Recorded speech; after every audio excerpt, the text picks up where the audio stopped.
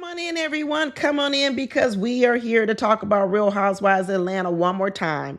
One more time. If y'all been watching my reviews of the show, every week I've been talking about these money decisions by these Real Housewives of Atlanta cast members. And now we talking about some alumni members today. We talking about Kenya Moore. We talking about Kandi Burrus. And we're going to still talk about current member Drew because they're all out here making bad business moves. That's what I'm going to call it. Bad business moves. And y'all wonder, well, why you starting with Kandi? Kandi ain't made no bad business moves. Where all y'all Kandi fans at? Listen, I'm neither a Kandi fan nor a Kandi hater, but I like to call it as it is. And let me tell you, this latest kerfuffle on IG with Todd and Kandi, I'm with Todd. I'm with Todd because here you go, Kandi. If you're doing a First of all, you broke up, you want to leave, you want to get out the marriage, got it, good, gone. But then after that, you say, okay, I'm a make a movie out of it. What's the movie called? I did, I'm done. I'm gonna make a movie out of it. And then in your advertisement of the movie of the downfall of your marriage, you go back and you pull footage of Todd with your mother, Mama Joyce, who everyone already believes had a good stake in the demise of your marriage, and you use that to promote your new business. I'm with Todd. And you know what? I got a theory, y'all, and I want y'all to stick with me. And I'm going to tell you what my theory is. I don't think Kandi Burrus is original. I really don't. I know a lot of people think she's very talented, but I'm going to walk you through my theory that I think she's I don't know what you're going to call it. Is it copycat? Todd's calling her an opportunist. I don't know if I'm going to go that far, but I want you guys to tell me what it is because it's something. It is something. And I'm with Todd. So first of all, did y'all see the video, the advertisement for her play? I'm going to play it. Hopefully some people will go and watch it. Give her some money. Buy some tickets, as they say. But once this played, let me play it right now, just in case y'all didn't see the IG post. But once this played, we had Todd chime in and say, they will use me until I'm all used up. And I was supposed to be the opportunist. Damn, get your tickets. That's what Todd posted. Now, he might have been saying it kind of cheeky to laugh, but underneath there's some truth because we've seen Todd all along, even in his marriage with Kandi. He's what you call, I don't know, do they call that passive aggressive? Where it's like he's joking and telling the joke, but he's really telling the truth. If you really ever watched any of the videos with Todd with Kandi, that's why people said he was mean to Kandi. What he was doing was he was really telling the truth, but he would try to tell it in a comedic way, but you could tell he was being truthful. And in this statement right now, Todd's telling the truth. He's saying, and I was supposed to be the opportunist. What he's saying is, are you capitalizing on this opportunity? And many of you would say, so what? It's her divorce. It's her marriage. She can turn her pain into some money. But you know what? It must have pressed a button with Kandi. It triggered her, which means I believe this has been a conversation before. I think Todd has called Kandi an opportunist before. And it triggered Kandi so much that she had to drop down in the comments and respond to Todd, as opposed to, letting things go. When you don't really, really care, one is when you so done with a marriage, I don't know if you make a play out of it. Hey, but she's in the entertainment industry. She gonna do what she do. But then when he responds in your comments, she says, please stop playing victim. Wrong road, wrong road. Now, many of you have pointed out that phrase, wrong road, actually came from Portia Williams. So I'm going to keep on bringing this up, that when you see Kandi and things feel original to you, did they really come from someone else? So now we have a play that's being done that's capitalizing off of the demise of their relationship, but a lot of the play is centered around Todd. Okay, so here we go. So then Todd says, I'm not playing the victim. We exploited our relationship on the way in. Hear what Todd is saying. We exploited our relationship on the way in, so we might as well do it on the way out. get y'all's tickets. So now we're going to go into what Todd is talking about when he said we exploited our relationship going in. We might as well exploit it going out. And what do y'all believe the exploitation was? The exploitation was the marriage itself. That was the exploitation, right? The exploitation was the marriage itself and the filming of the wedding, which in the end became a centerpiece of their whole divorce with the signing of that prenup. And what Todd is saying is we exploited our marriage and our wedding for money. That is exactly what he is saying, and that's exactly what they did. In fact, there could be a case to be made that why did Kandi even marry Todd, or why did they get married in the beginning? A lot of you talked about that you believed that Todd married Kandi for money. But open up your mind. Open up your mind. Was there also an incentive for Kandi to marry Todd because Kandi needed a storyline? You see, everyone has always talked about Kandi on Real Housewives of Atlanta and said she was boring, that she was boring. People wanted her kicked off. People were done with Kandi. She didn't bring nothing to the table. That's what everyone said. She brings nothing to the table. But Kandi got new life breathed into her character on the cast of Real Housewives of Atlanta when she married Todd. She sure did. She married Todd, and for the next 10 years, all of her storyline was centered around Todd. It was centered around people not liking Todd, people calling Todd an opportunist, right? And then her defending Todd somewhat, except with her mama. How did we even get to come to know Mama Joyce? It was because Mama Joyce didn't like Todd. You know, Mama Joyce didn't like a lot of people. She didn't like, what was her best friend's name? Claudia or Carmen. Mama Joyce didn't like Carmen. And at one time, that was going to be the center of one of Kandi's storylines, which was Mama Joyce's dislike for Carmen, because Carmen was trying to take, as she said, Kandi's money. Well, Carmen says, no, I'm not going to be your storyline. And Karma quit Real Housewives of Atlanta. She quit being on camera, and she left being the assistant of Kandi and said, I'm just going to go off and do my own thing. I don't want to get wrapped up into that. So now I'm going to be the lawyer for Todd. I'm going to say, Todd, I'm with you. I believe that this play that Kandi has written around her life, yes, it's her life, but I think it's another chapter in how what she does is, y'all come up with the word. Is it an opportunist? Is it a user? Is it a capitalist? I don't know what you want to call it. She's capitalizing on this divorce to make this play. You say, so what? That's fine. Say so what. But when you see it a whole lot of times, like I'm going to point out, I think you kind of have to ask yourself, is this a pattern? And is Kandi really, really, really original? Okay? Because now you say, well, hey, how did she even come up with copying having Todd for a wedding? Well, if y'all remember that there used to be Real Housewives of Atlanta by itself. And then all of a sudden, Real Housewives of Atlanta started doing spinoffs. Spinoffs. Who was the first person to get a spinoff on Real Housewives of Atlanta? Who was the first person? All you Real Housewives of Atlanta OGs. You know who it was? It was Kim Zolciak.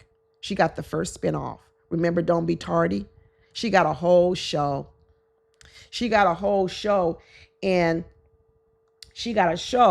And everyone else on the show, Nene Leakes included, they were all kind of upset, saying, how did Kim Zolciak be the one to get a spinoff? Some people were calling it racism. Some people were calling different things. But the fact of the matter is, it was Don't Be Tardy for the wedding, or Don't Be Tardy, period, for the wedding, and then a subsequent show that actually became the first spinoff. And if I'm going to go and I'm going to say what Kandi does is she sees things and she says, how do I make money on that same concept? Hear what I'm saying. How do I make money on that same concept? Not an original concept, but how do I take someone else's concept and how do I make it my own and then make money on it? These are two different type of business people. You both can call them business people in the right, but one business person is original and the other business person is kind of like a Timu, right? Where they kind of do it, but they do it for cheaper. That's what I'm gonna call it. Is Kandi really like a Timu? Because Don't Be Tardy for the Party came out in 2012. Let's get our timelines right. 2012. It was then where Kandi Burrus gets married and has Kandi's wedding in 2014. When did Kandi and Todd get married? I mean, what year did they get married? Let's look it up real quick. I know that when the spinoff was.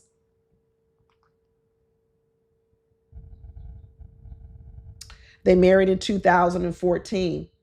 So Kandi and Todd married in 2014. And that's when they had the spinoff. So the first spinoff was Kim Zolciak. Kandi copied it and had her own spinoff in 2014. So what Todd is saying in this text, we started off our marriage basically exploiting. What did he say? We exploited our relationship on the way in, so we might as well do it on the way out. And there he goes. We exploited it for money. That's why they got married. A big part of it, I believe, to get married was to be able to exploit it and to make money off of it. That's what I believe. So can you really call Kandi a victim? That's why I think that word victim, opportunist, was a trigger word for Kandi, because I think this has been the source of conversations and fight with them all along, that publicly Kandi likes to portray Todd as the opportunist because that's what makes her money. But yet what Todd has probably said behind closed doors is, you're not even original. You steal other people's ideas. That's what you do. Now, maybe you say you way off base. You way off base. Well, you know what? Let's start questioning some things way back. I know Kandi's big claim to fame in terms of songwriting is No Scrubs from TLC. That's a big claim to fame. And another big claim to fame is Bills, Bills, Bills by Beyonce. Well, if you think about it, No Scrubs came out. When did No Scrubs come out? When did No Scrubs come out? Let's look at it. Let's look at these dates. No Scrubs came out, was released in 1999. Okay, Kandi Burrus was a writer on that. When did Bills, Bills, Bills come out for Beyonce?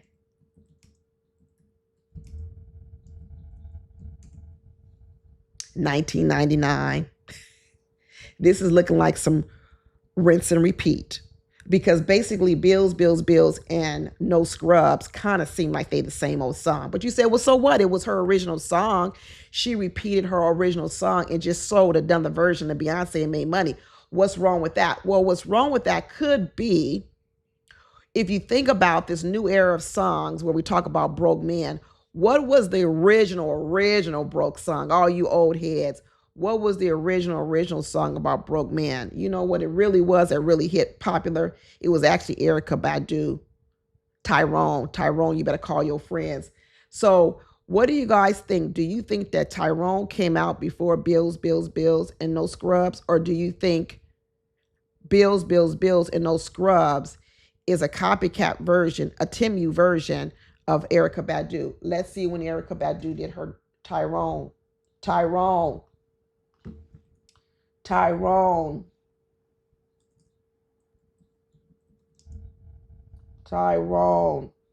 When did that come out? 1997, 2 years before. So there you go. You got Erykah Badu's song coming out. Timu version, Kandi says, oh, I'm going to take this on the road and I'm going to make it better. I'm going to write another song, more like a hip hop version of it, right? Not the what do you call Erykah Badu's mother? Something soul, neo soul. I'm gonna make a hip hop version of it, and I'm gonna call it No Scrubs, because that's really the same. It's the same message, and I'm gonna sell it to TLC.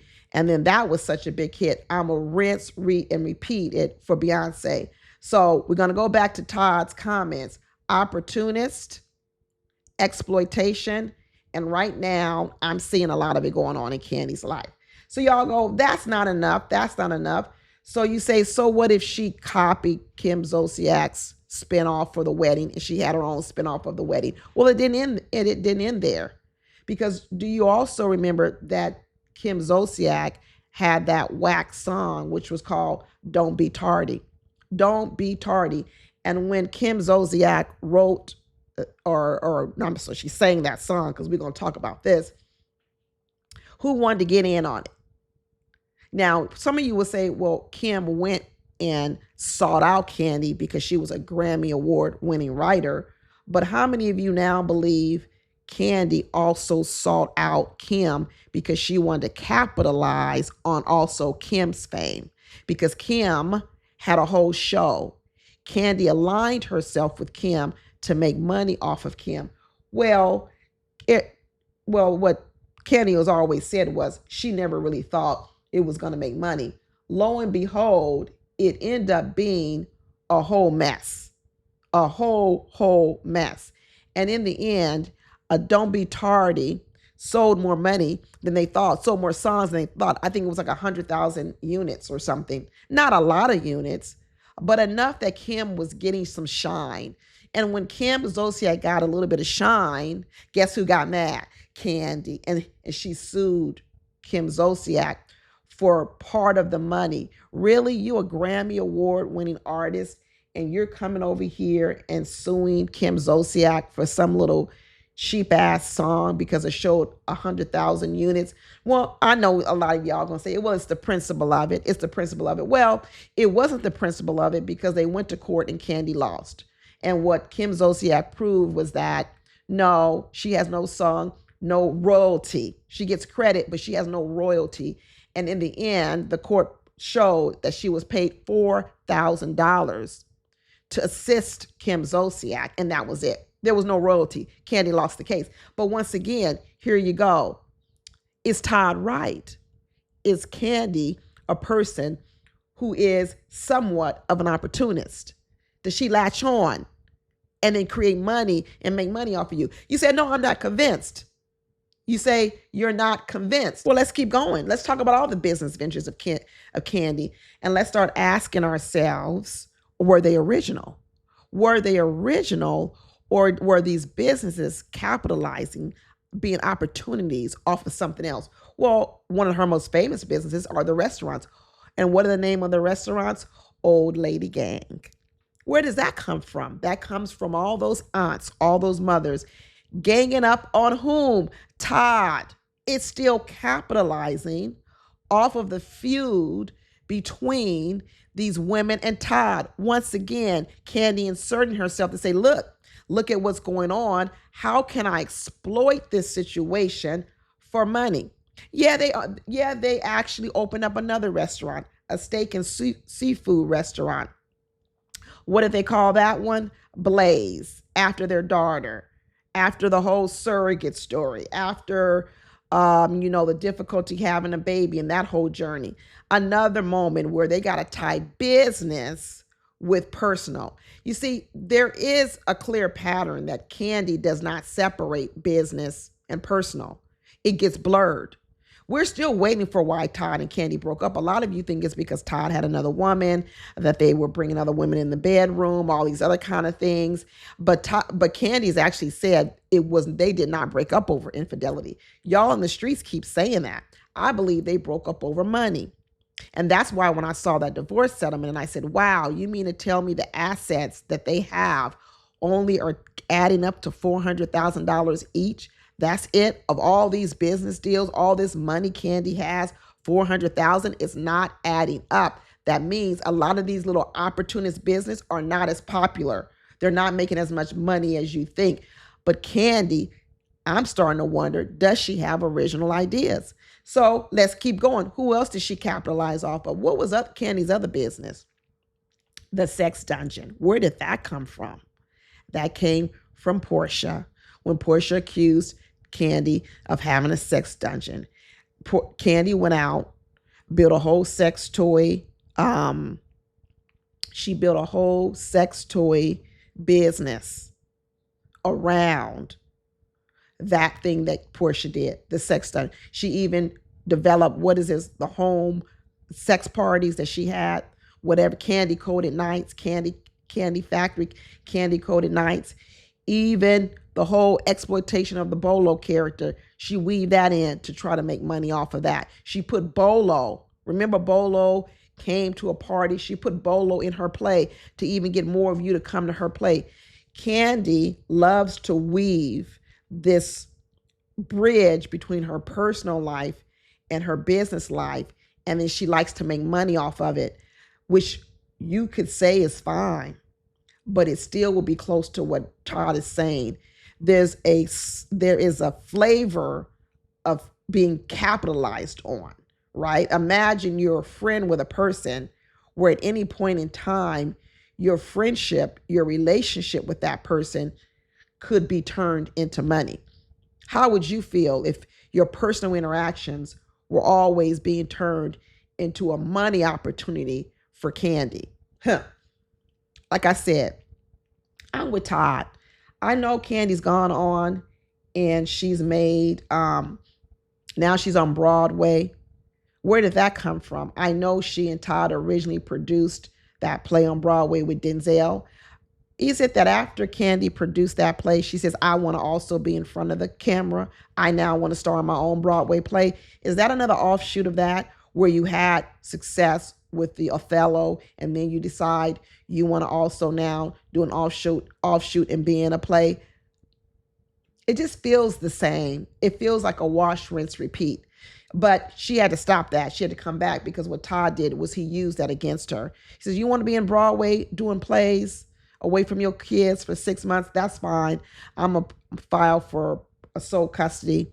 And then Kandi had to hightail her butt back to Atlanta before she lost her kids. But she was willing to forsake. She was willing to forsake it for some money. It's true. So if I'm correct, that what Kandi does is she capitalizes off of personal things to make money off of it, maybe we can predict Kandi's next new business, right? We already see her doing the play off of her demise of her relationship. What would be her next thing she would do that's popular? Well, I don't know, but one I could come up with off the top of my head is Daddy Daycare. Daddy Daycare is very popular in the sort of social media, right? We talk about that with Todd a lot. Daddy Daycare. If Kandi comes up with a play, a movie, anything to make money off of Daddy Daycare, then I'm going to be proven right. And y'all ain't going to be able to say nothing to me. Even Kandi's little talk show on YouTube was a copycat version of what Todd was doing just on IG, doing stuff. It's the same thing. So on this little Instagram post, I'm going to tell you right now, I'm with Todd. But we can't stop talking about, these Real Housewives without talking about Kenya Moore. Have y'all seen the headlines? Kenya Moore getting evicted from her business. Let me tell you something, Kenya Moore. It's bad enough that you didn't pay your bills. It's bad enough that you went to a court and they agreed with the landlord that you owed money. And the court then went ahead and approved the eviction. But once they approved the eviction and they probably gave you a move out date, you still didn't go back and take all your stuff out. You were so negligent as a business person, even in complying with the judge's ruling, even if you disagree with the judge's ruling. You were so defiant and broke because you didn't have no money. You didn't have no money to pay them movers, and you didn't have no money where you wanted to put that stuff. Let's be honest. You didn't have nowhere to move your stuff to. And you said, I'm not paying no movers and I'm not paying for no storage because I'm broke. I don't have no more money. Like, I don't know why people want to tell these stories differently. The stories tell themselves. That's not how you get, first of all, people don't get evicted. They shouldn't. And then once they do get evicted, they should at least try to move out of the business in a more respectable way. And then Kenya, what she does is she runs over here and posts pictures of her and her child running through, I don't know, Japan or something, having a good time, trying to make light of it as if she's not pressed because she can afford a trip to go to Japan. Girl, a trip to Japan and paying $8,000 is two different things. She need to go over there and call Portia Williams' girlfriend, Sway, on these salon suites. Instead of opening up a salon business, which was a bad idea from the very, very beginning, trying to charge people $400, $500, that's not mainstream. Most people cannot afford $500 to get their hair done. It was a bad business idea in the beginning. It was a bad business to sink all that money into when she talks about how much money she spent. Why? Why did you need that much square footage? And then on your grand opening, you basically commit slander against a woman, and that's why you got sued and your whole business got shut down. Call Sway, because Sway is over here trying to tell people that you know what? You can open up a salon business, salon suites, and make a whole lot of money. You could have been, according to Sway, Kenya, you could have been making a whole lot of money. What does Kandi tell us? Kandi tells us that don't y'all worry. This ain't the end. More is coming. It's just the beginning. And maybe what we're going to see is Kenya Moore open up a hair salon suites business with Sway on Real Housewives of Atlanta. And this will be even another storyline. They going to keep this going, y'all. They are going to keep this going. They are on to something. Bad businesses going belly up. This is going to be the new thing. I sure hope Sway's business is legit. I hope Sway out here selling these salon suites is not going to be anything like that woman Stormy in the news going to jail promising a whole lot of money, but then not really making no millionaires. I know Stormy was a multi-level marketing, and I don't know how Sway gets her money. I don't know if she gets parts of the business. I don't know if she just pays people to start, people pay her to consult with her. I don't know if it's a franchise. I don't know what it is, but I sure hope it's legit. I sure hope it ain't no hustle. Because Kenya Moore said, if it is, I'm ready to sign up for it because I already got taken in the hair care business. So Sway, come on over here and let me know what to do with these salon suites so that I can make some money myself. What a tangled web we weave. What a tangled web we gonna weave. But then before we get out of here, we got to talk about Drew. She back. She is back, and we got her text, and we're going to have to talk about her little numbers. Her numbers don't add up either. You know, when we first saw the divorce papers, we saw that Drew only made $12,000 a month. And we saw that, what's his name? Ralph Pittman was making around $25,000 a month.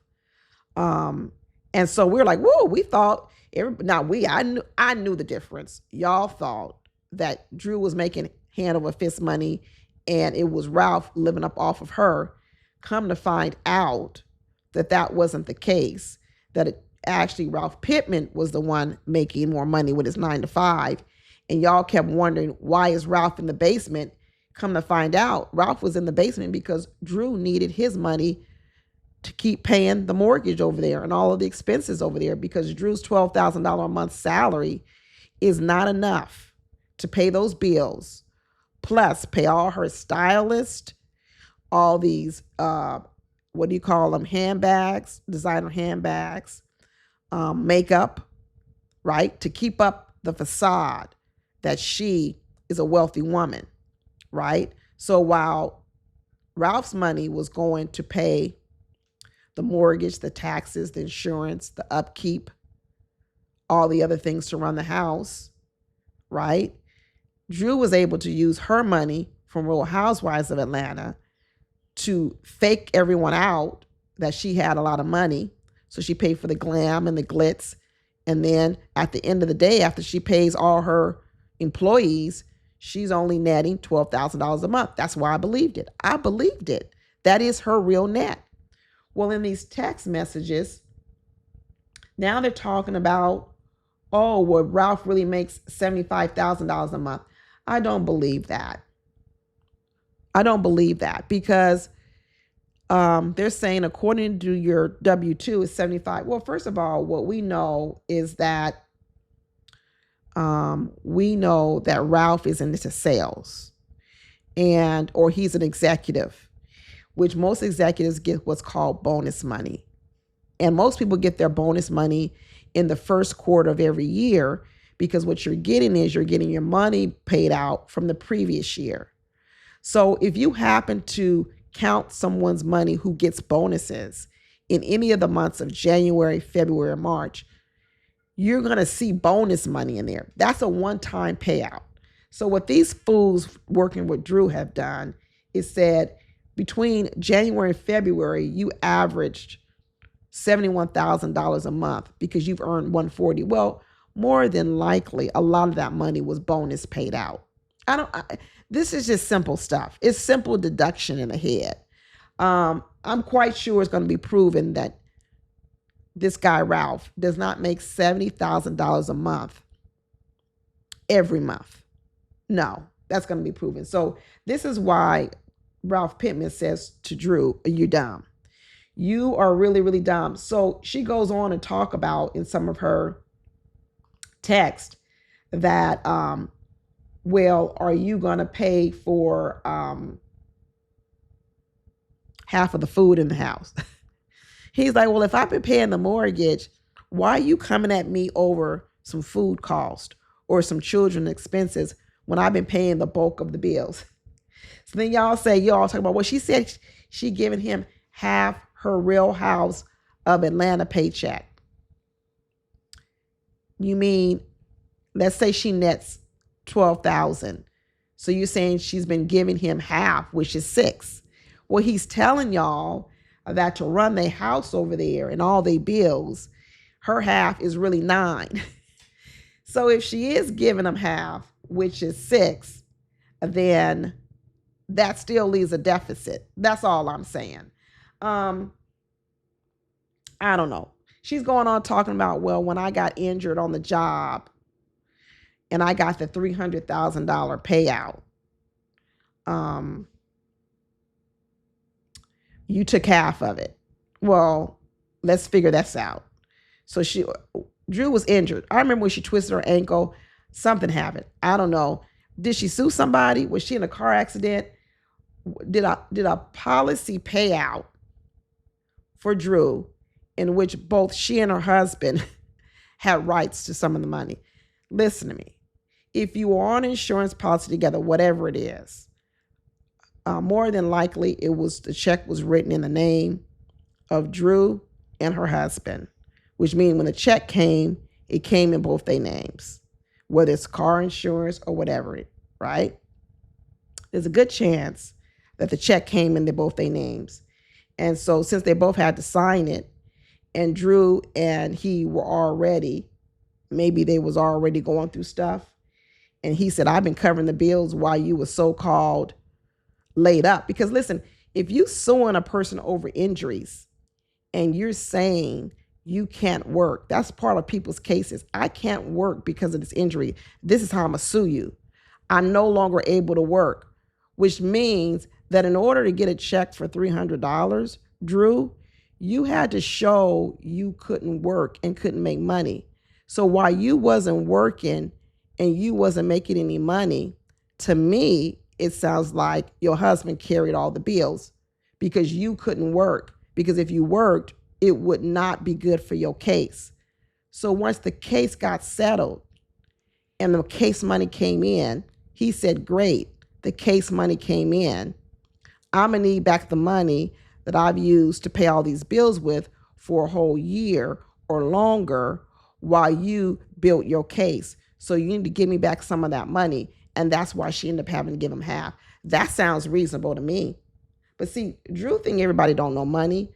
Drew don't think everybody don't know math, because most of these housewives, they don't know money and they don't know math. So sound like Ralph Pittman ain't nervous. It sounds like he's not nervous. And Drew better be careful talking about that case where she got that money from, $300,000, before she ends up becoming got, just like, what's the girl Potomac got caught, Wendy Osefo, for fraud.